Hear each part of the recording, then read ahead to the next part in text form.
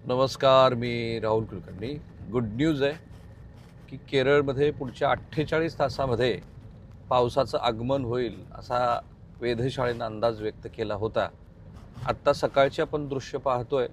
6:35 झाली आहेत आणि कोची शहरातून मी एका वेगळ्या प्रवासाच्या दिशेनं निघालो आहे. त्यावेळेला पाऊस जो गेली 2-3 दिवसापासून पूर्ण थांबला होता तो आपल्याला दिसायला लागला आहे. आणि आकाशामध्ये पण तुम्ही बघत असाल तर पावसाचे ढग, ज्याची घनता गेल्या 2-3 दिवसामध्ये बरीच कमी होती, ती घनता आता दिसू लागलेली आहे. केरळच्या वेधशाळेनं असं म्हटलं आहे की कोची, त्रिवेंद्रम, आलप्पी, एर्नाकुलम वगैरे ह्या सगळ्या भागामध्ये, आणि 6 जिल्ह्याला त्यांनी येलो अलर्ट दिलाच होता, 6 जिल्ह्यामध्ये पाऊस पडतोय, पुरेसा पडतो आहे. आणि येत्या 48 तासामध्ये नैऋत्य मोसमी वारं जे श्रीलंकेतनं केरळच्या दिशेनं सरकणं अपेक्षित होतं, परंतु तिथे एक चक्राकार वात तयार झालेली होती. त्या वातीमुळं हा पाऊस थोडासा रेंगाळला होता. तो पुन्हा केरळमध्ये सक्रिय होईल आणि येत्या 3 ते 4 दिवसामध्ये तो पुढं वाटचाल करत तळ कोकणामध्ये आपल्या दिशेनं प्रवास करेल. 48 तासात केरळमध्ये जर पावसाचं आगमन झालं तर त्याप्रमाणे हे घडू शकतं. पावसाच्या ढगाची घनता ज्याच्याबद्दल मी बोललो, तुम्ही पाहताय. हे का गरजेचं होतं? कारण साधारणपणे 1 जूनला पारंपरिक वारंवारिता तपासून जी तारीख दिलेली असते त्याप्रमाणे 1 जूनला केरळमध्ये पावसाचं आगमन होत असतं. यावेळेला मात्र, कारण 4 दिवस कमी अधिक अशा पद्धतीचा वेधशाळेचा अंदाज असतो.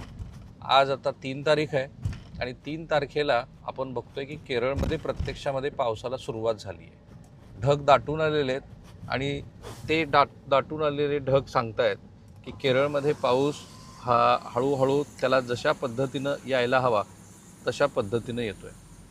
केरळ ही देवभूमी आहेच, कारण तिथला निसर्ग तुम्हाला एका वेगळ्या वातावरणामध्ये घेऊन जातो, ज्याची अनुभूती मी आत्ता घेतोय.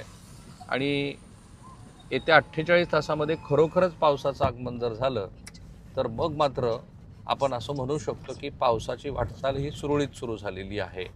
पाऊस उशिरा आलेला नाही, हा आपला अंदाज असतो की आपण म्हणतो की 1 जूनला पाऊस केरळामध्ये येणं अपेक्षित आहे. एल निनोचा जो ह्या वेळेला परिणाम असणार आहे तो लगेच पावसाच्या वाटचालीवर असत नाही. सध्या एल निनो सक्रिय झालेला नाही. त्याचं फॉर्मेशन आपण ज्याला म्हणतो, त्याचं बनणं हे सुरू झालेलं आहे. आणि तो ज्या वेळेला पूर्णपणे सक्रिय होईल त्यावेळेला एल निनोचा परिणाम दिसायला लागेल. रामचंद्र साबळे हे आणखीन एक तज्ज्ञ आहेत, ज्यांनी स्वतः हवामानाच्या संदर्भातले काही पेटंट घेतलेले आहेत. त्यांच्या मताप्रमाणे महाराष्ट्रामध्ये जून आणि जुलै महिन्यामध्ये पावसाचा खंड राहील. आणि तो खंड असा असेल की ज्यामुळं तुम्हाला पेरणी करत असताना किंवा जे काही पेरलेलं आहे त्याची उगवण क्षमता बघताना थोडासा काळजीपूर्वक विचार करूनच पेरणीचा भाग करावा लागेल. जर 98% जे साबळे वगैरेंचं म्हणणं आहे, जर 98% पाऊस जर झाला तर मग आत्ता जे पावसाचे खंड आहेत ते पावसाचे खंडसुद्धा कमी कालावधीमध्ये येणाऱ्या पिकांना तारून घेऊन जातील. आणि त्या दृष्टीनं सगळ्यांनी पेरणीचा विचार करावा असं सरकारचं म्हणणं आहे. यावेळेला असं दिसतं आहे की पाऊस ज्या गतीनं, ज्या पद्धतीनं यायला हवा, कारण भारतीय हवामान विभागानं त्यांचा जो दीर्घकालीन अंदाज व्यक्त केला आहे तो फारसा सुखद नाही.